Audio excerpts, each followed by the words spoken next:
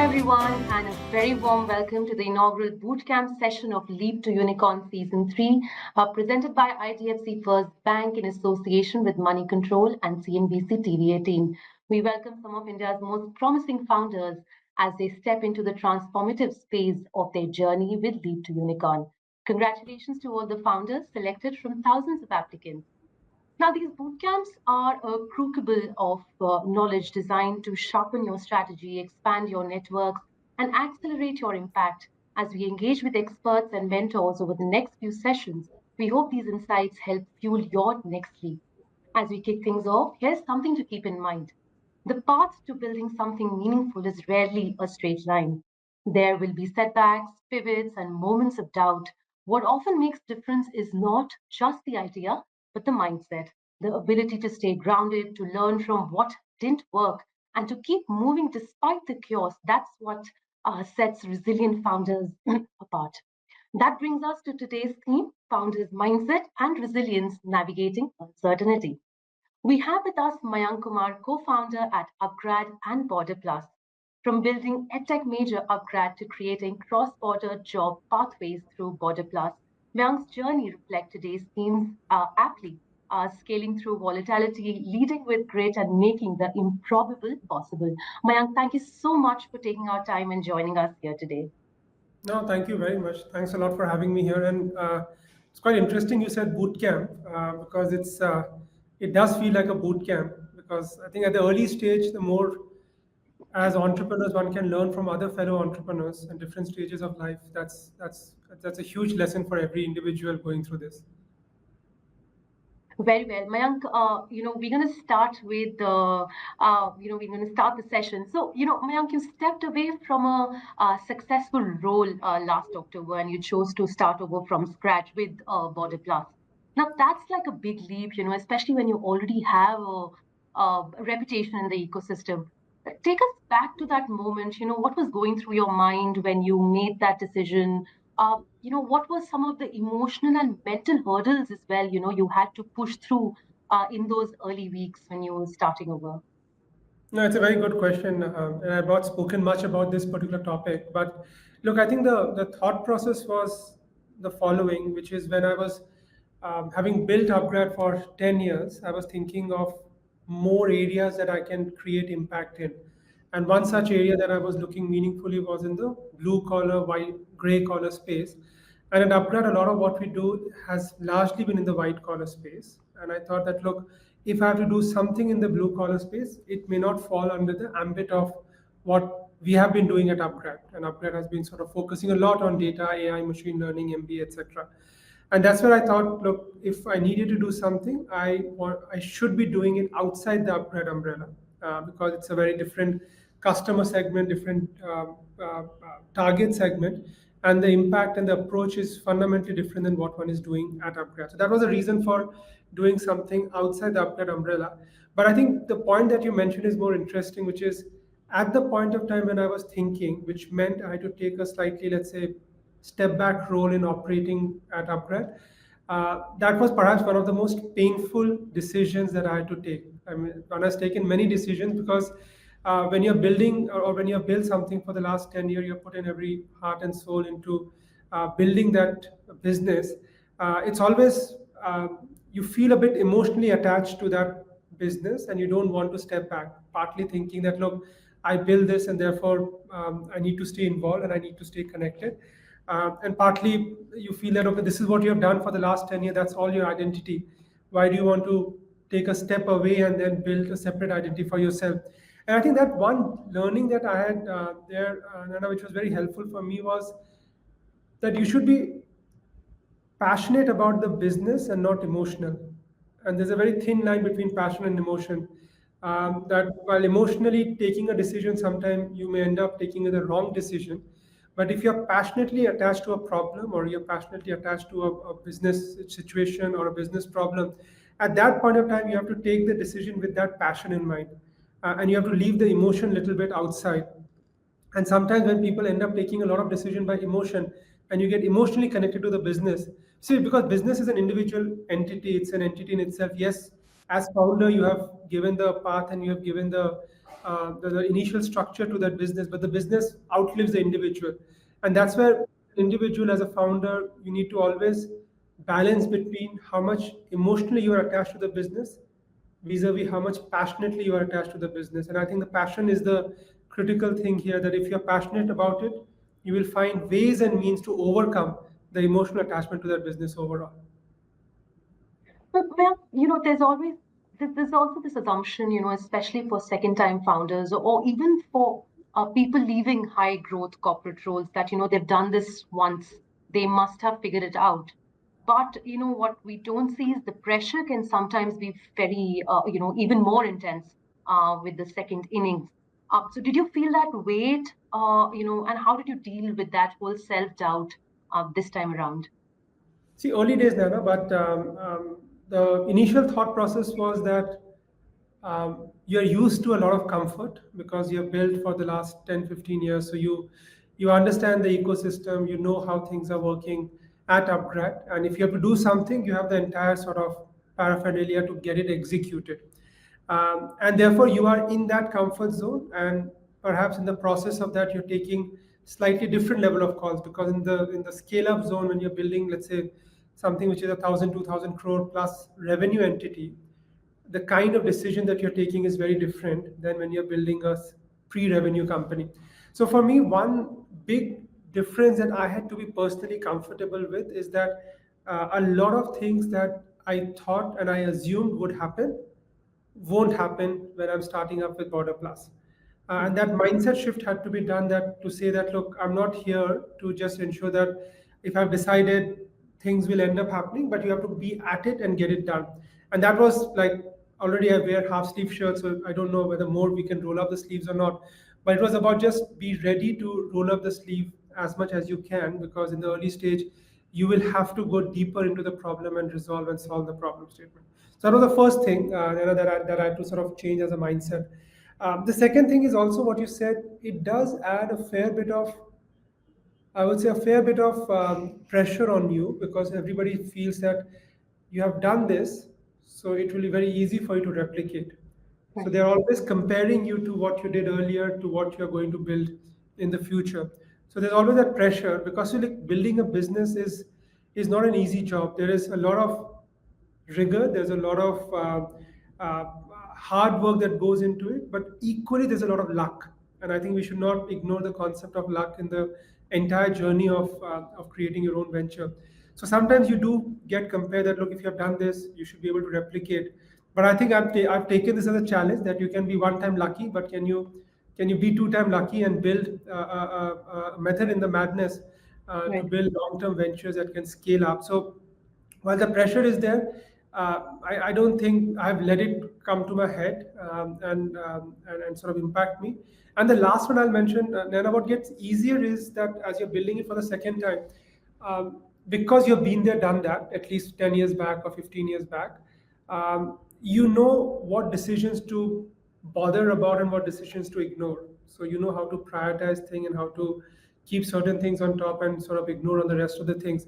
So I felt that when I'm doing this for the second time, I'm perhaps not giving the same number of hours as what I would have given at upgrad in the early days. So if I was Right. giving, let's say, 90 hours a week, I may be giving 70, 80 hours a week.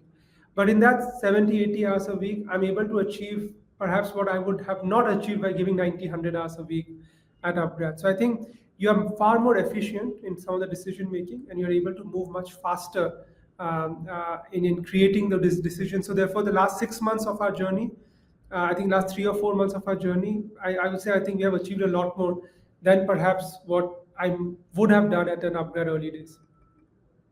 Mayank, a quick one here, and I want to draw a learning for early stage founders also. How did you communicate with your team at upgrad, about the whole decision, and parallelly drawing a lesson for early stage founders on, how they communicate with the team, how do they handle it when taking some extremely critical decisions or communicating them We're talking efficiently? about this stepping away from the operating role at upgrade. Is Right. that the Yes. decision? Yes. That, I think for me, this was, it was not an abrupt decision that was taken one day in the morning, and I said, look, now I need to take a step back. it was a very thoughtful and thought through decision. And between me, my co-founder Rani Falgun, and the board, we had a long conversation about it. So first of all, I needed to at least have my shareholders and my board members involved of what the decision that one was taking, and at the same time, then pass that message to the larger team also. Look, I think there my I had a slight difference in the way my transition had been, largely because I have not exited upgrad. I have just taken a step back from an operating role.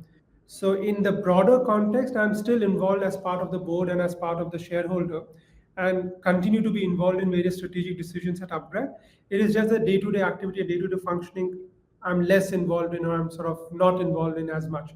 So for me, once the shareholders and the stakeholders were sort of taken care of, it had to be a continuous communication with the larger, broader team also. So what I did, Nana, was the day when sort of I informed the board. Post that, there was a continuous communication which was done at different layers, that you had to first inform the leadership team, then N-1, and then sort of a broader sort of team members as well. So I think a whole lot of done was in a very structured manner. But I think the one most critical learning that most people can have in any important decision is just ensure that your communication is consistent and continuous. When you're making a tough decision, or when you're taking a decision which is impacting the company in the long run, please ensure that you're communicating it. And if you think you have done enough communication, try to communicate more. And that communication has to be very consistent. You cannot change your narrative from one set of group members to another set of group members. So I think a lot of work goes into planning your communication and ensuring that the communication is always consistent and continuous for most people. Very well. So, Mayank, shifting the topic a little, you've had early momentum with your new venture, Border Plus.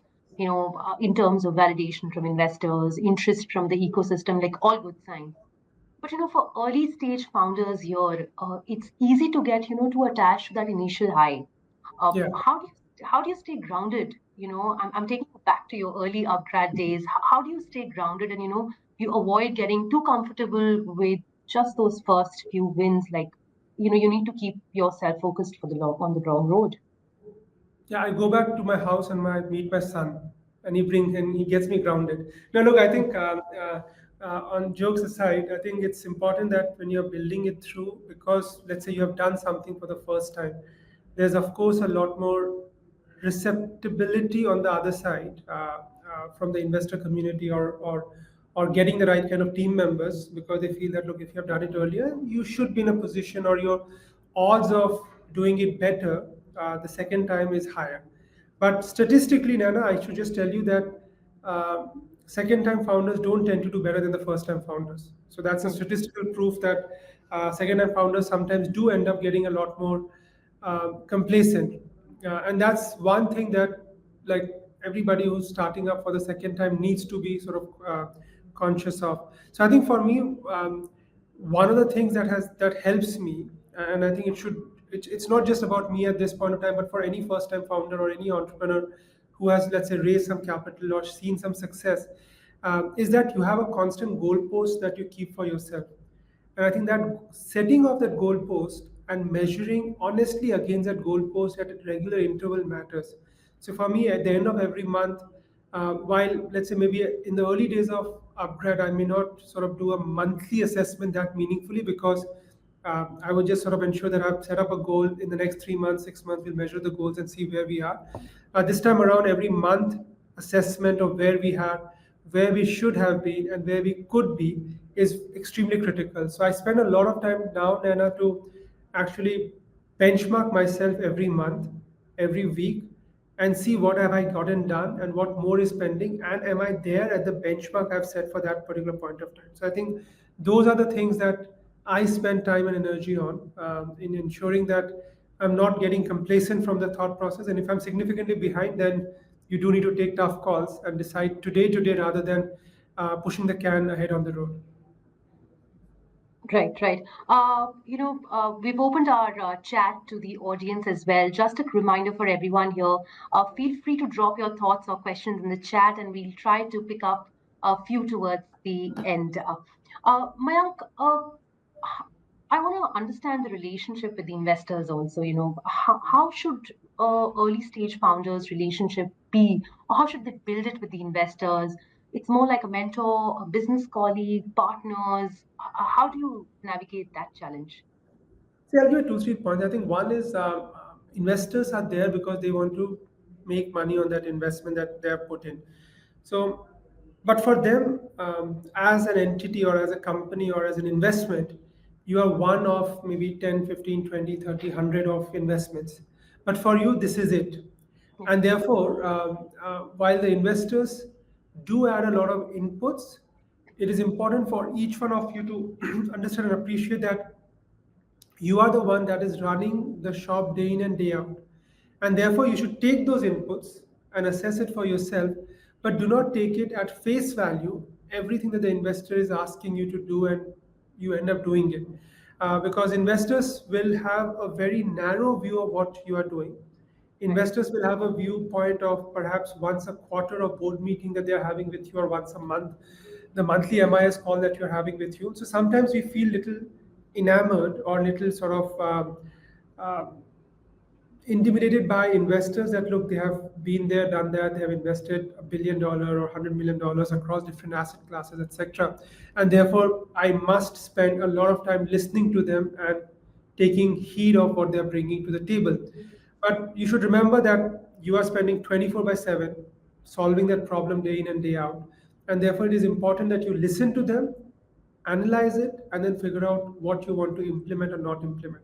So I would say it's a very it is a conversation where at the end of the day, as an entrepreneur, you have brought them on board to deliver a return, but at the same time you are operating as a shareholder, as a peer to them.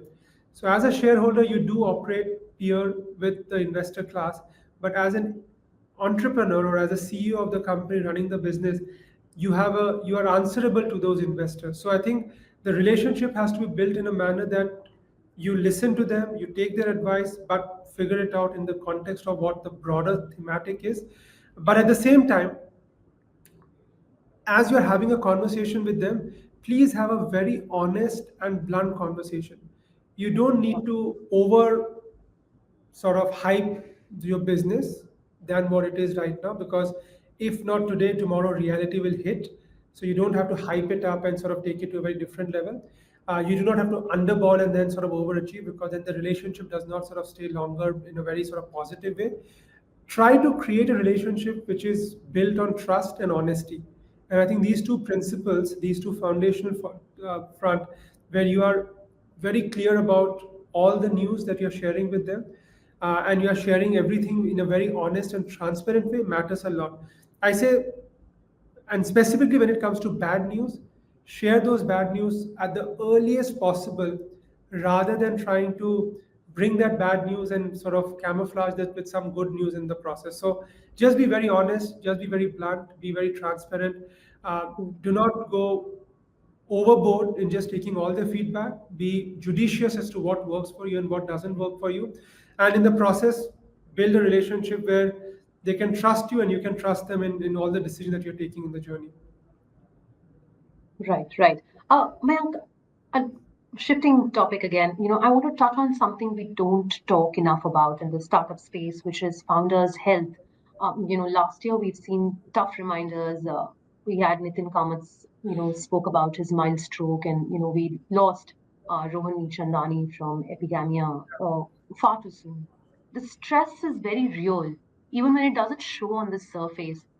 Has all of this changed how you think about stress, mental well-being, or how do you design your work day now? I mean, are there boundaries or habits you've put in place to stay sane while building, and also like learning for the early stage founders here? I'll say that I mean, there's no denying that as you're building a high-paced growth organization, there's bound to be stress, and you will have stress coming in from your work on an ongoing basis. And I think I shared sometimes earlier, but maybe first time in a slightly larger public forum, that there had been instances where I personally was extremely stressful, and you're working late hours in the office, and you are heavy on headache, your head is heavy, and you're feeling um, like this is very strange that happened, Nana, that look, I was just sitting and doing my work, and it was evening sometimes, and we had to submit some financial projections and some MIS reporting to be sent to investors and some sort of potential investors out there.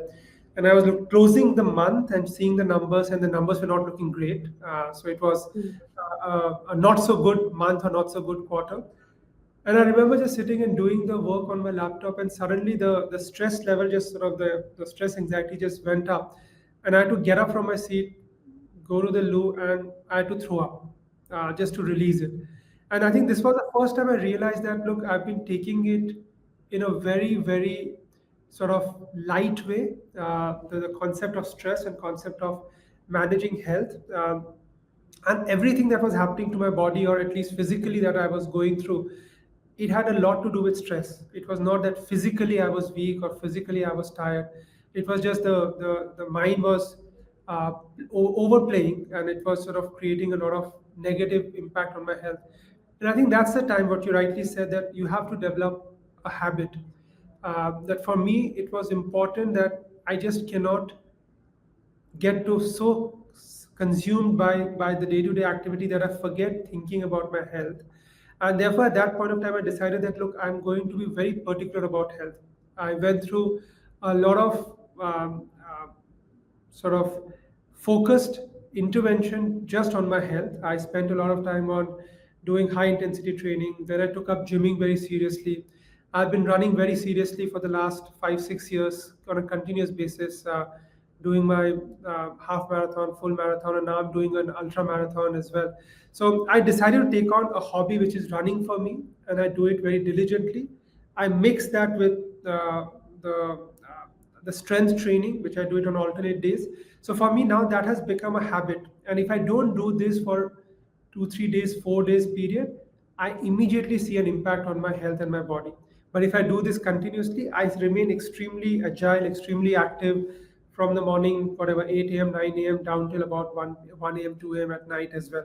So I think it is important for anybody starting up that while you're doing your work, you do need to have a habit or an approach which you're constantly following, whether it is reading, whether it is having some interest area, but you need to devote some time outside of work dedicatedly focusing on just that one thing. It helps take your mind away from the day-to-day issues and day-to-day sort of situations, and you are able to sort of think in a very clear and cohesive manner. That's the first aspect of it. The second thing is, as you guys are building something, please do not ignore your health. Whatever that you're doing, constantly ensure, and I would recommend everybody to have an annual health checkup, and continue to check your sort of basic vitals on a regular basis, because sometimes um, entrepreneurship is a very long game, and you do not want, because of your health, the company suffers. And therefore, it is important that you invest your own time and energy into just testing yourself out, do the monthly or sort of annual checkups, and see whether your vitals are coming in. And last one that I would recommend for everybody is that when you're building this, and at different ages that you come in, you do end up spending 8, 9, 10, 12 hours in your office, and maybe 6 hours, 5, 6, 7 hours to sleep, then you're left with hardly anything to spend with the family. So definitely carve out some time to spend with the family without having a phone in your hand, or without having your office emails on your next sort of table. Just dedicated focus on spending time definitely helps you take away the stress. It actually prepares you for the long term marathon and not for the 100-meter sprint. Very, very well put, Mayank, there, and a great takeaway for the early stage founders there. Mayank, uh, can you recall a failure from either, your earlier journey or this one that really taught you something important, something that changed how you led or made decisions? Uh, so I can give you, maybe I'll talk about two areas. One is just that I would say it was not a failure, but it was a decision, and that decision just taught me very different things. And perhaps the other one is a failure, and maybe I'll talk from both the contexts. So one such decision was at a very early day of upgrad, when we were building it across. I had to assemble an early team that was coming in on board, and I think at that point of time. I was looking at people that I've worked with or I've engaged or I've networked with and trying to put together the early team. And I brought on board people who I'd worked with earlier and people whom I knew sort of socially as friend, etc. And I think that's the time I brought on board another colleague of mine who joined in the early team. And when he joined in within, let's say, 2 3 weeks or a month or so, I realized that this had been a bad call. I think this was not the right call for me to take because this did not sort of is not going the right way. And given that he was a friend as well as a colleague, it was now getting difficult for me to find a way to find a solution. And after a lot of thinking through, and it took longer time than what I would have sort of liked it to be, to come to a conclusion and sit down with him and say that, look, it's not working out and let's part ways, etc. And this was a tough decision because I knew that once I take that decision, number one, that friendship is gone and it's gone forever. And number two, uh, it's sort of is going to create an impact in the organization because some early team members have sort of moved on. But that's the time, Nana, for me, one of the biggest driving factor for taking the decision was that, look, in a startup, when you're doing something as a gut level, when it feels incorrect or you feel that there's something wrong, then you need to act immediately. You cannot sit on the problem for a very long period of time, dilly-dallying and thinking, what if this happens, then this happens, and then create an entire scenario modeling for yourself. You feel it's wrong, then you take a decision, you move on. And I think somebody sat with me and told me, and I was discussing this problem with him, saying, look, I have to take this decision. He's a good friend. I think I lose that friendship forever, etc. There were two thoughts that somebody told me. He said that, look, he's your friend, but upgrad is your baby. So now you take a decision as to which one would you like to make suffer a lot more, because if he's there, the company suffers, and the company has to go through that sort of issues for a long term. And that at least helped me clear that one thought that, look, when you're taking a decision and there's an individual decision and there's an individual sort of aspect being built across, please assume that you're taking a decision for the well-being of the baby that you are building up and sort of growing, or the acquaintance that you're sort of brought on board to build the business together. So that helped me in thinking it through slightly more clearly. And the second learning for me was, uh, you should not, I mean, ideally, one should not try to mix friends into business, and it sort of does create a bit of an issue. And if you're doing so, then please do not work closely with that person, or at least have a layer in between. So I've taken a decision that, look, not to have friends come on board into business, and keep it a more hands-off relation and keep it a more hands-off sort of journey. So I keep that slightly different parts of it. It has helped me in my overall sort of decision making as I went along. I did bring along people whom I had worked earlier, but not in a capacity of friend. And I always Right. kept a distance so that I don't mix friendship with business in the journey. And that was, I would not say as a failure, Nana, as you asked me, but it was just like an important learning very early day, of not dilly dallying and sitting on a decision, but just taking a call and sort of moving on. Uh, I think on the failure front, I would say, I mean, there are many failures that one has sort of gone over a period of time. But I think one such big failure for me uh, was seeing a program that we were launching. And as a part of upgrad, we launched multiple programs. So we launched a program analyzing and talking to various industry partners and sort of figuring out what is the demand for these kind of job roles, and designing that program and creating and launching the program in the journey. So we spent a fair amount of time, energy, and investments in building the product and launching the product out in the market. The product worked for a while and stopped working at all. And it just sort of took a couple of cohorts, and then after that, it did not scale, it did not sort of move on, and sort of was losing a lot of money. And despite us trying multiple aspects, multiple plays, and we just could not figure out how to scale that up. And I think that's where my biggest one big learning was. This happened much later in the upgrad journey. So having done like for a long period of time running multiple courses, one new program doesn't work. It's an okay thing. I mean, does not all your launches will not be a hit. I think my biggest learning there was that while we looked at what the university and the academic infrastructure wanted, we looked at what the recruiters wanted. I think in that process, somehow our arrogance of ignoring the customer and the consumer just took over, and we decided to perhaps put a blind ear or blind eye to the sort of consumer ecosystem, and decided to launch the program. And I think since then, I think most of the programs that we have decided that look, it has to work with the consumer mindset first before we just sort of take the recruiter mindset in the journey. So I think that was one such learning. Again, it took slightly longer time. And I think one bigger learning and the meta learning for me has been that as an entrepreneur, one should not work on optimizing the number of or the percentage of right decision that you need to take, because sometimes we think and overthink a lot to come to the right decision. I think it is important to understand that as an entrepreneur you are smart enough to identify a problem, you looked at a problem, you're building on that problem. If you feel a decision is coming to you, take the decision then and there and then move on. Do not try to delay and sit on the decision, because sometimes the delay to get 90% right makes you end up taking 10 right decisions. But if you can expedite the decision making and take 70% or 60% right decisions, but take 100 right decisions, you are much better in taking 100 right decisions than 10 super right decisions. So that's the broader meta learning data for me, that don't sit on decision, just move on and take a decision, move on and see the results as it comes along. Got it, got it. Mayank, we're going to take some questions also from the audience. Sure. Um, we, I think the investors relation question is quite a hit among the audience, and a lot of people want to know.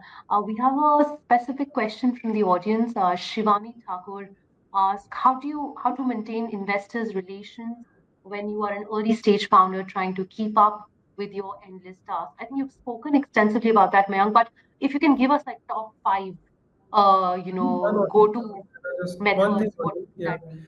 Look, as an entrepreneur, you have tons of things and tons of tasks, but just put one task in that task that at this date of the month, I will share, let's say, the MIS. I think, as I said about the investor, it's honesty, bluntness, and the openness of relationship that matters the most.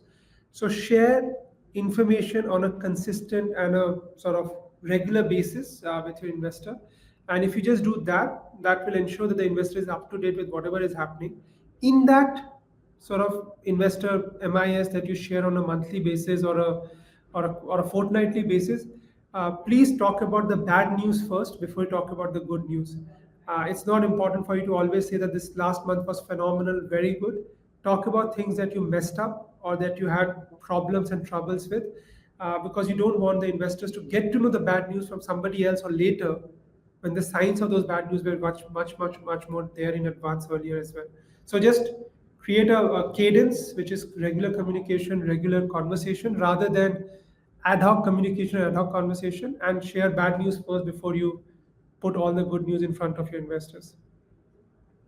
There's one more quick one on investments itself. Ankush Jain asked that golden era of getting investment in startup is gone by in 2021, and cold period is going on since till now.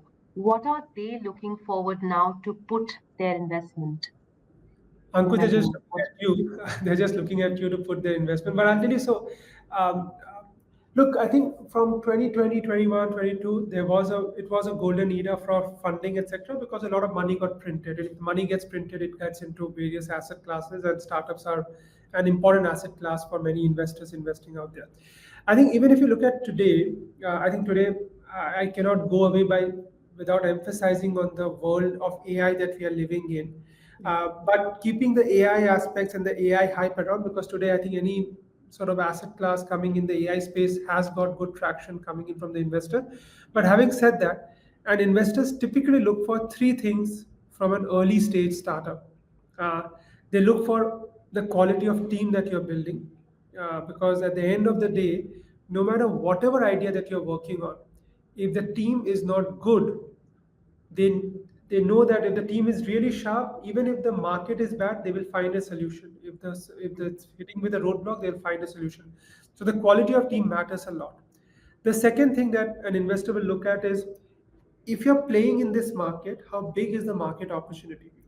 While you can have a great team, but you can never fight the market. Please remember that fighting the market is not an easy task. You cannot just come up and say if the market is, I don't know, 20 million, $100 million large, I will suddenly make it $20 billion large. You have to always look at market which are large enough. So as an operator, as an entrepreneur, you can take a large share or some share of that market.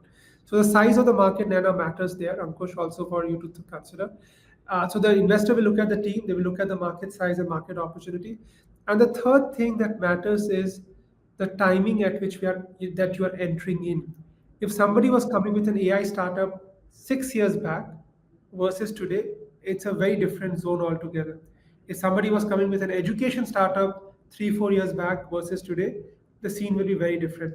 So sometimes on a luck side, you do need to get the timing right. So I think these three factors does matter when investors are looking at the investments. So focus on team, focus on the market opportunity, focus on the timing. Your solutions are important, but not the make and be and end all of everything. Because if your solution fails in solving the problem, as a good team, you will find an alternative solution. So that's what the investors look for, and that's what one should focus on as you're presenting your idea to the investors. Got it, got it. Mayank, you've built before, right? And that often means that you come into your next venture with a very different lens, not just the market, but about yourself also. Is there something consciously you're doing differently this time, either as a leader or in how you grow personally through the process? What's the different lens this time around No, from the at a very learning? tactical level, Nana, I think I'm now a lot more surrounded by AI at this point of time. And I would recommend anybody who's starting up at this point of time that if you are not leveraging the tools or the AI ecosystem throwing at you, please go out and assess it. I do feel that a lot of what we are doing is slowly getting redundant, and therefore surrounding yourself uh, with the right set of tools are very critical. But that's not the most important thing because the tools will come today and change tomorrow. I think for me, Nana, one big learning that I've had is I've now figured out and understood what to prioritize and what to deprioritize. I think that's been my biggest, I would say the biggest takeaway has been this entire concept of prioritization. How much, what area should one focus on and what area should not one should ignore. And I think that has helped me bring out a lot of time for myself Hmm. at BorderPlus because now I can spend a lot more time thinking about various initiatives, various thoughts, and ignoring things that I should not bother about and I should not worry about. I think that's one fundamental change that I've done. And that means that without putting in that many hours, as I told you earlier, I'm able to be a lot more efficient in some of the decision making. And I think the second one is as you're building it for the second time, Dana, I don't think that for me, I've come to a conclusion. We don't need to prove as entrepreneurs. You don't need to prove to too many people. I think you need to be fully convinced about what you're doing and what you're deciding, because if you are convinced and if you are sort of working at your own sort of level, it you are in a better position to actually take your business to the next level. So you don't need to convince too many people. If you feel this is the right opportunity, go ahead and do it. You may have investors backing you or not backing you, so you do not need everybody's approval to end up doing that. So I think that again has been one big change this time around, that it is the conviction and the self conviction that is helping one sort of move forward and move faster. A very relevant question with what you said, Mayank. Vikas Tara Chandani asked, while early success is definitely good, how do you assess whether one is going at the right pace or it's too fast or slow? Like, how do you assess if you're on the right direction? Uh, See, I would just maybe take 2, 3 points on what Vikas said. So I think while early success is good, I think what is equally important, Vikas, is that the consistency at which you are at the problem.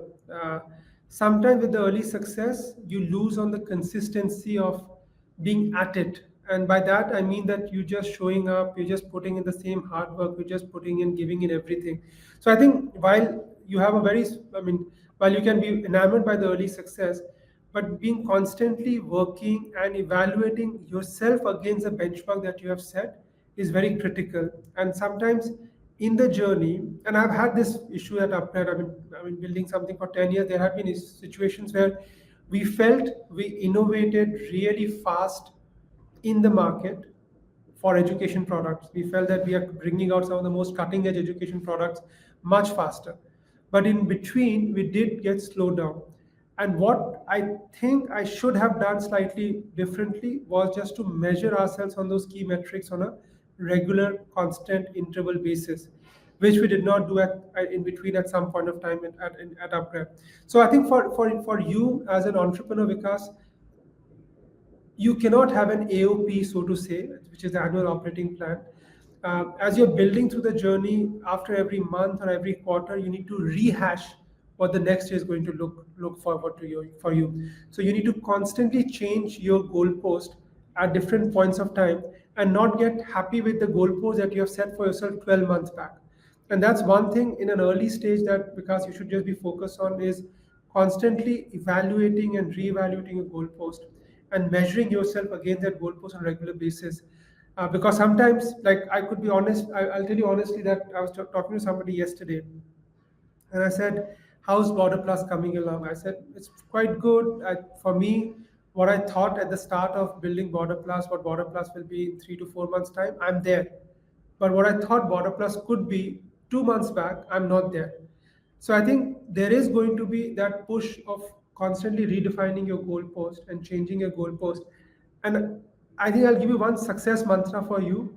The moment you feel you are at the goalpost, you are actually getting very complacent.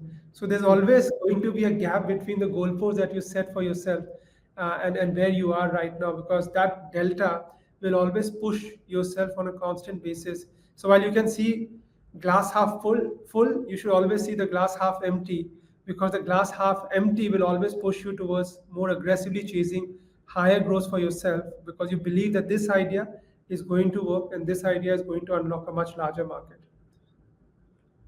And we also have a question on Border Plus from Midul Bajoria. You mentioned that you wanted to cover blue collar or gray collar for Border Plus versus white collar at upGrad. Blue collar or gray collar is a wide spectrum. How do you pick healthcare, occupation, and Europe as target market for Border Plus? No, that's a very specific question for Border Plus. Mridul, thanks for asking this. No, I think for us, the thesis, Mridul, was that when you look at blue collar or gray collar, the reason why it's very difficult to make money is because the wage premium is not very high in India, and therefore you have to look at cross border, and that's why we looked at cross border. And now within the cross border ecosystem, across different kind of spectrum, the reason why we chose healthcare was India is the youngest population, and globally everybody is aging, and every country has got much higher average age, sort of age expectancy and average age right now. So as they're aging, they need a lot more healthcare workers to support the talent need.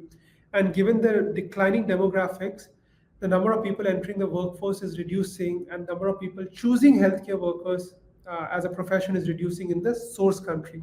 And that's where at Border Plus we felt that focusing on healthcare and targeting healthcare occupation and looking at Europe, where the population is much older, could create a very strong talent pipeline. And that's the reason why we sort of chose that area. And Mridul, happy to talk separately in a more sort of deeper way, but perhaps for the benefit of the audience, that's a short answer to your question. Mayank, a lot of people in the audience want to know the scaling part of your in your upgrad journey. When you're beyond the early stage and then you reach the mid stage and then you have to take the decision to scale up. Dinesh Reddy here is wanting to know, hey Mayank, could you please share your upgrad scaling journey in particular? It would really help a lot of folks who are working on scaling their system. Oh God. Do not remind of scaling up journey. It was like one of the most painful part of my. So this part and this part that you see right now, gray, it all happened during the scaling up journey. So I'll tell you, for us, uh, we started in 2015, and around 2019, 2025, we're into our journey. Uh, we had reached about 300 people. And 300 is a large number of people working in an organization. And we were doing sort of various programs and seeing good traction and sort of good growth, etc. Um, and this was all in plan. And again, we just wanted to ramp up the journey. So around January, February 2020, I decided that look, I will bring on certain changes in the leadership with a very clear focus that this time around we'll put the pedal on the accelerator and ramp up the growth from where we are. And the moment we were doing so, then we got hit by COVID. Right at the Hmm. moment, we got hit by COVID. And I remember very clearly on 17th March, where Bombay and Mumbai was announced as completely sort of shut down. And my new leader was supposed to join on 1st of April. So I literally had like, I did not even have an open office to welcome my leader into the organization and or introduce him to everybody else. But we brought him on board on 1st of April. We made the full leadership change with this person coming on board. And between from that period of time, so around March, April of 2020, till let's say August, September of 2020, we moved from 300 to 1,000 people in literally 6 to 8 months' time. And I think that's the time when that rapid ramp up happened, when we moved from 300 to 1,000. And you remember, Nana, that it was all happening remotely. We did not have an office open. So two-thirds of my entire organization I had not even met in person, Hmm. and had onboarded them almost virtually on a regular basis. And that's the time I think, while that journey was very painful, I think we managed to achieve the scale and we managed to break out of the crowd and sort of stood ahead. But what learning for each one of you would come is that at a different point of time in your journey, you will realize that there is a very strong product market fit that you are feeling. And once you get that feeling, and there's no scientific number to that, that look, that that you will see these numbers falling in track. You will see your customer liking you. You will see good feedback of your product. You will see that people are choosing your product over everybody else. And that's the time you need to figure out what are the levers that you need to push forward to really ramp up rapidly. And we found that lever around end of 2019 and early 2020s. And at the point of time when we were about to press the pedal on the accelerator, COVID hit. We managed to go through the change well, but had it been in office, things would have been much different. But the ramp up was phenomenal. And for you, you should just look out for the sign. And the sign will not come from any numbers. While numbers will tell you a story, but the sign will come a lot from your gut also. You will feel it that your product is kicking some sort of right numbers and right areas, and that's where you should start ramping up and scaling up the distribution channels, which will allow you to take your products to a much larger market out there.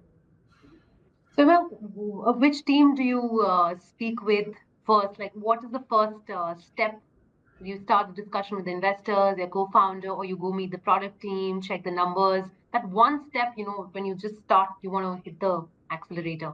Yeah, no, that's a very good question. So I think in the early days, for the first 3 4 days, my entire conversation, Anna, would be with the largely with the product team and the learning team, and I will spend a lot of time talking to them. Okay, maybe this program we should launch, this product we should launch. These are the things that we should focus on to make our product superior and better, and then work with the counseling team and the sales team and the distribution team and the marketing team to see how to scale that up. But the real scaling up happens, and as a founder, you would see that the early phase of the journey, you focus a lot on building great product and great ideas. And having a great product is a very important ingredient for you to rapidly scale up. But you would never be able to scale up if you do not have the right distribution network.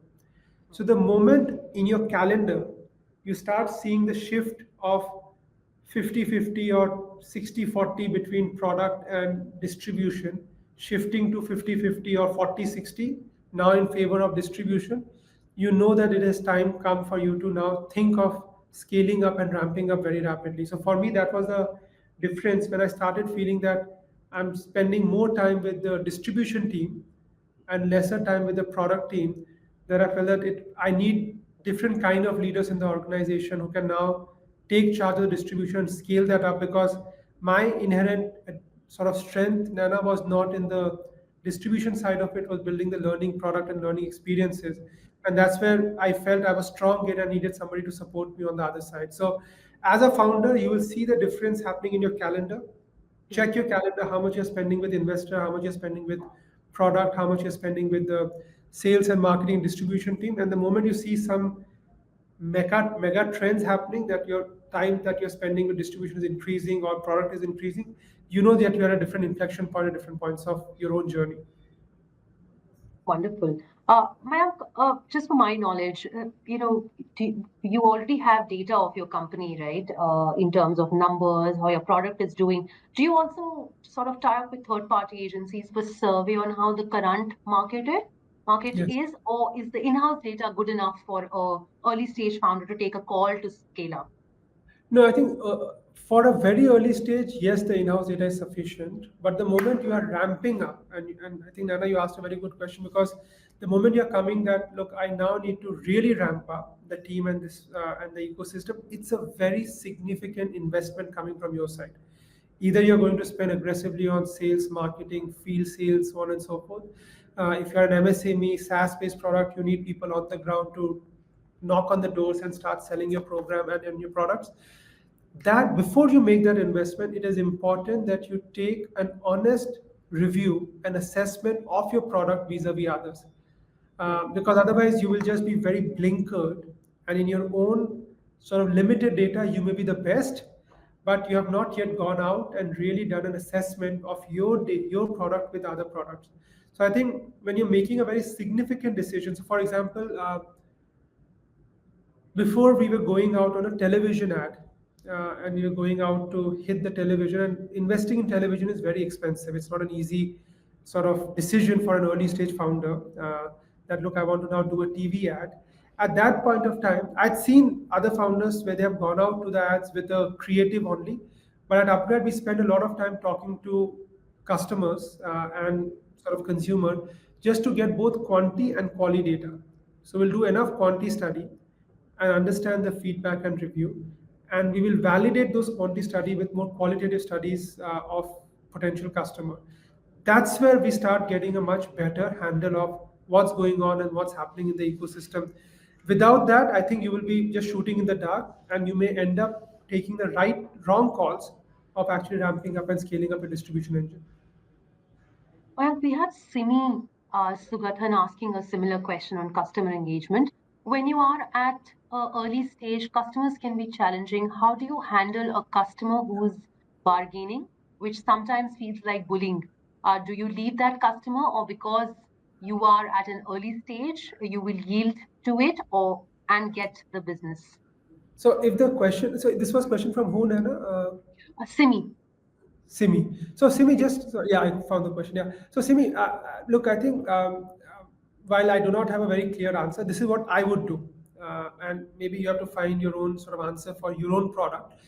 See, when you're building a product, you are either pricing the product because in three different sort of you look at pricing the product using three different methodology. One methodology is that it cost me this much, let me add a premium, and this is the pricing that I would like to keep. The second methodology is that this is what the competition is pricing it at. I would like to price it at the same level, and I will sort of maintain the pricing and do price parity. The third way of pricing is value-based pricing.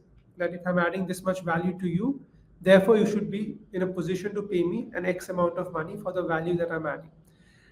Most of the founders at a very early stage do value-based pricing, because a cost plus pricing is very well suited for a commoditized industry. A competitive pricing, perhaps if the market is very mature, then you can do a competitive pricing, but some of the new ideas do not have too many benchmarks, and therefore you do a slightly value-based pricing. I'm bringing you 100 rupees of benefit, please pay me 20 rupees of that benefit for me to price you at. Now, when a customer starts bargaining with you on sometime pricing, and it's sort of it's bullying you, I think that time either you should realize that you have not done justice to explain the value of your product to the customer, or your product is, or your customer is not seeing the value for you, or the customer is not seeing the value for your product in the day-to-day usage for the customer itself. So at that point of time, I would my I would personally leave that customer because I believe that there are many customers out there in the market. I would find the next customer or the next customer or the next customer. Because for me, the value proposition of the pricing matters a lot more. The moment you price your product a notch lower, the news will spread faster than you would think. Everybody will get to know that look, Simi is very easy to negotiate or sort of haggle with, and therefore if you act little tough with her or him, the prices will come down. So you don't want that reputation to also go out in the market. So if you believe in the value of the product that you're bringing to the table, stick with the price, stay hard with the price, because in the long term that short decision of winning one customer because the price benefit is not going to feel anything compared to the long term success that you will see when people realize that the value that you're bringing with your product is phenomenal. Well, we have very few minutes left, and I will try to take all the questions. Um, there's a lot of questions coming on the investor part, Mayank. And there's Kumar, Saurabh, Johnny. He asked that in today's scenario and otherwise too, it's important to keep the money on the table for businesses. However, today, given the situations, investor may want more than what you feel as more than fair. What are some critical aspects that we should focus on to close the negotiations or keep exploring, keeping emotions aside? Yeah, I think look, there's always there's all as a founder you will always expect that you are I mean, you are undervaluing your company when you're taking money from an investor. And as an investor, they will always want to get the best deal for themselves. And there's no right or wrong answer to this. I think this is look my approach for the first time of the journey was different than my approach for the second time in the journey. I feel that in the long run, equity is the most precious commodity. But at the same time, when you're trying to build something really big and really large, you don't want to compromise on just having a large share of a very small outcome versus having a small share but massively large outcome. So there's always that sort of the delta that you need to sort of be in to keep in mind. So for me, in the next version of my journey, I at least want to focus on trying to have as much equity as I can hold in the long run, because I believe that if we build the business in the right way, the market rewards you for the equity that you hold. So for you, as you're negotiating with the investors, there are multiple levers that you have. You have the lever of liquidity preference, you have the lever of the various rights that you can offer to the investors. Try to play along with the rights. Sometimes you end up negotiating aggressively on the value, but you don't think about the rights that are coming along with it. And therefore, while you get the right value for yourself, but the rights are not there enough for you to protect yourself. And therefore, in the long run, you end up losing a lot. So for me, I focus on value being one aspect, but I spend a lot of time in thinking about what are the rights that I need to give to the investor, and therefore work backwards. And if these are the rights that I'm okay with, then what value would I be looking for? So I think it's a combination of both rights and sort of value together. It's not just about value, because the value is just one element of the overall negotiation. And for me, as you think long term, those stakes will be very important. But if you do not have the rights, those stakes won't value much as you're looking at taking the ecosystem for listing in the long run as well. Well, a quick one here, especially relevant for early stage folks in the room who are still figuring out team dynamics. What is your advice on choosing a co-founder? Like, what should one look for beyond just, complementary skills? Yeah, so the complementary skills, as you rightly said, Anna, is the first and foremost thing. I think the way I see this, the- so the way I see this is I first jot down my own weaknesses. And I'll give you the example this time around. When I was starting up with BorderPlus, my co-founder is Ayush. So when we were sort of thinking of coming together, I said, what are my various weaknesses, or what are the various characteristics that I'm very weak in that are needed to get this business successful? So I had a business of cross-border talent. So what do I need? I need to source candidates, I need to train them, and I need to deploy them internationally. I felt that look at upGrad, I had done enough work in sourcing and training, but deploying them internationally, doing business development is a very big weak point for me. So I needed somebody who can be very good at sort of solving for that. So as a co-founder, while Nana, what you said, complementary skills are very critical, but the complementary skills need to be thought through, keeping in mind what are the success factors that are required for the company to be successful.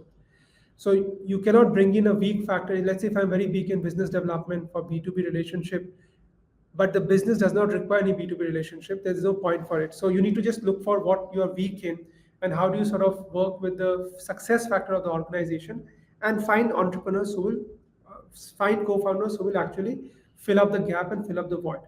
The second and most important thing is, sometimes, and you need to realize that in the period of building the business, you are going to spend more time with your co-founder than your spouse. And in that context, you need to have and get the chemistry really right. uh, you will have more chats, more back and forth, more sort of blunt conversation. And in the process of that, just you have to be in a place that you understand each other really well. You know what works for one versus another. You are able to take those decisions very quickly. So in some way, you are treating like spouses, but in a very sort of different context altogether. So you do need to get your chemistry right really well. And the last one that I will mention is, like in case of investor, I think the level of honesty and the level of transparency has to be of an absolutely different level. Right. If you hate your co-founder on certain things, you need to immediately tell him or her. If you do not like certain things that you are sort of working on and what the person is bringing to the table, speak aloud immediately. Do not hold back on things just because you want to be nice with the entrepreneur, with your co-founder. So it's more important to be honest than being nice with people that you're working with, and that's one very important thing that you should think about when you're sort of bringing on board your co-founder. That can you be honest with him or her? Do you think you have great chemistry working along with this person? And lastly, does he or she bring in the complementary skills that you are weak in and that you want to bring to the table at the end of the day? Mayank, we have one last question before we wrap up. Shivani Thakur asked that, hey Mayank, what made you decide to go for another startup? Was it a difficult decision? No, it's always a difficult decision to go for the new startup. It was not a difficult decision. To take a step down or slightly more less operating role from an existing one, yes, it was. But for me, the new startup, I had a simple philosophy on this one right now, that look, I'm at an age of 40. I have another 20, 30, 30 40 years perhaps to sort of work really hard. And therefore, I do wanted to spend my time and energy into building something more ground up in an area where I feel I can make a meaningful impact. See, I've always been in an industry where impact has mattered to me, and I felt that this is one such sector that I'm targeting with BorderPlus where I can make massive impact. So for me, making impact in a sector where I cannot do in the current role gave me a lot of excitement and enthusiasm. So for me, it was not a tough decision, but a lot more, I would say, a decision filled with excitement to build something new, something meaningful. Where at upGrad, we have impacted many, many lives in a very different sector, in a very different field. Can I replicate the same impact and create the same impact and take it to even much larger heights in a very different segment altogether? So that gives me more excitement, Shalini, more than sort of the disappointment or the or painful pain in the process of starting something new altogether. I think that's all the time we have left, and that brings us to the end of the inaugural bootcamp session of Leap to Unicorn Season 3.